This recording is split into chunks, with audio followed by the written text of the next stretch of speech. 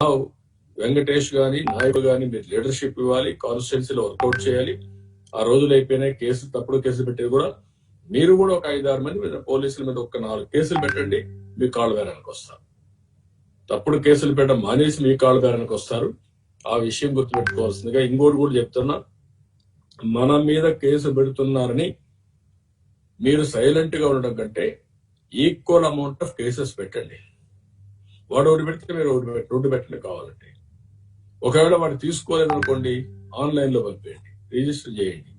Every day ఇక్కడ DGP కొడుతున్నాడు, మేమంతా టెక్నాలజీ నెంబర్ 1 అని. ఆ టెక్నాలజీ ఉపయోగించండి, రిజిస్టర్ చేయండి, మీరు అక్నాలజ్మెంట్ తీసుకోండి. రేపు అవన్నీ ఉంటాయి. ఎవడైనా తప్పు చేస్తే వాడు కానీ ఇప్పుడు యాక్ట్ తీసుకోకపోయినా మనం వస్తాను అన్ని ఓపెన్ చేస్తాం. 1 or 2 years లో వీళ్ళందరినీ పనిష్ చేస్తాం. ఆ మెసేజ్ కూడా ఇవ్వండి.